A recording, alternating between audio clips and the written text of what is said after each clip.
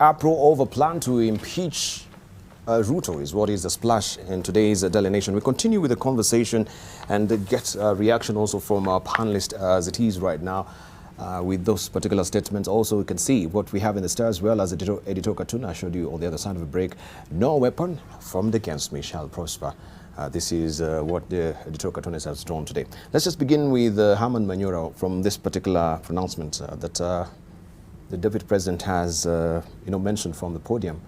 What will be your reaction, do you think, and what system is he talking about? I think Debarl, our politics is getting to a dangerous level. We must, as a people, stop and take stock. It is at moments like this that people ought to ask very, very difficult questions.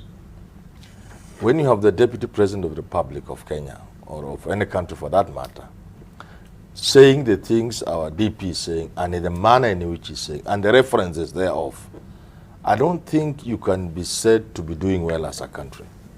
We are not doing well, and we must move out of that. I don't want to go into any details, but I think the Deputy President has been pushed to the wall. And he seems to want to come out fighting. What is clearly lacking from his corner, in my honest assessment, is a team of seasoned advisors. I think this is what the DP is lacking. Because when so much heat is directed your way, even if you are strong, you need people you can talk to. You need seasoned advisors. And it is evident that they are lacking in his corner. And he must look for mature, seasoned advice. What he has are very good foot soldiers. Alice Wahome, Ishungwa, Murukom. These are good, capable people, but they are foot soldiers. He needs generals around him. Because anything you say and everything you say now is going to have serious impact in the days to come. Because you see, Debarl, if it is true what I'm saying is what there is, that the people want to throw him under under the bus, as we have been to quote this tired expression, it will be very happy if he makes the blunders he's beginning to make. If you rush to Twitter and react instead of first consulting, you need people to talk to, generals. You retire and say, now, what next? In light of this, what move do we take? Because if you don't do so, you are going to be reactionary. First of all, when you make it your preoccupation to react to what people have said, that becomes lack of strategy. Secondly, because of the moments of the day, you are going to say things that will, let me tell you this, let me be a little blunt. I think the Uhuru corner is waiting for Ruto to make the blunders he's just about to make. Because he has made reference. I mean, if you say somebody has sent the DCI, who could that be? It can only be Uhuru.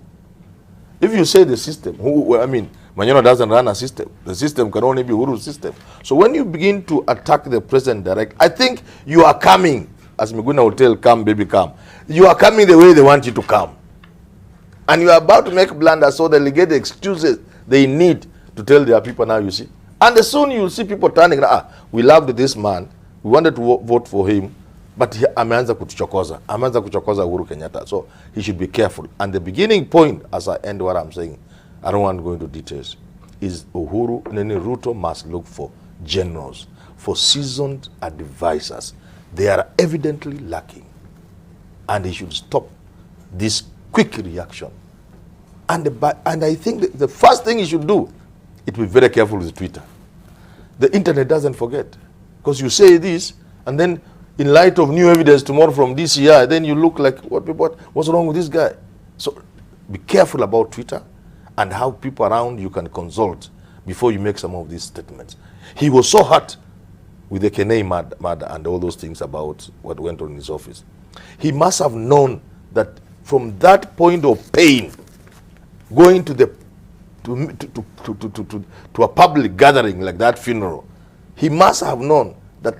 And this is where people come in, advisors. They must have told him, be careful.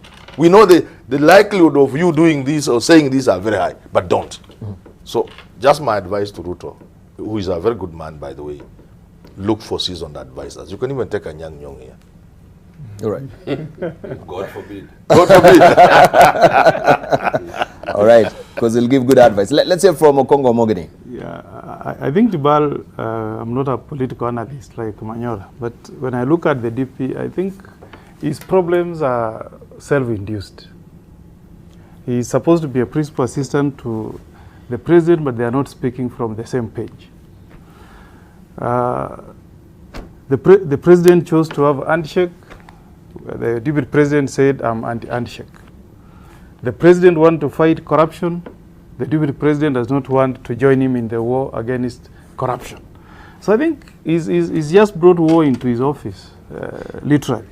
And you know, Debarl, some of the statements you see from the DP, like he's now making some statements that can cause fear and alarm. You know what one can call alarmist statements? Yes. Like saying, unless you kill me. You know, we're in a political contest. Nobody will kill another in a presidential contest. He's saying, mambo yale yanakuja, hapo mbele. You know, he's already telling us, I don't know whether the DC is having a file on him, we don't know, but he's creating the impression that he's a man living in fear. From what, we really don't know. Yet, if you look at our constitution, this should be the principal assistant to our president. He should be the one in the forefront in the war against corruption. I know that accessing the office of a DP, Manyora will tell you, it's not easy. Manyora cannot leave this station this morning and walk there and go and see officials in his office.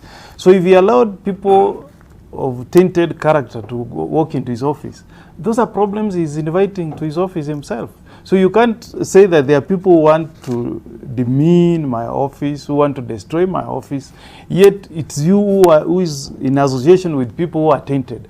I think if I were to be a close ally of the DP, I'll tell him to do self-examination himself. Look at the agenda that the country has at the moment. Number two, look at the people who are close to him. And then ask himself, what kind of image are they portraying in that office of the DP? Instead of fighting shadows, you know, you cannot fight the people in the office of the president. You want to fight the DCI. You want to say the DPP is bad. And yet you are in a government. This is the government you serve. You are the deputy president, number 2 assistant to the president. Now, what will the common mwananchi down there think of those officers? The DCI has officers arresting people every day. Here is a deputy president saying that office has been politicized. The DCI is playing politics. I don't think it is serving the public good and public interest. That's something that if I was to talk to the DP, I will tell him to do self-examination. If that was coming from a leader of official position, that is forgivable. But coming from somebody occupying that office, it doesn't look good at all, Mr. Debarl.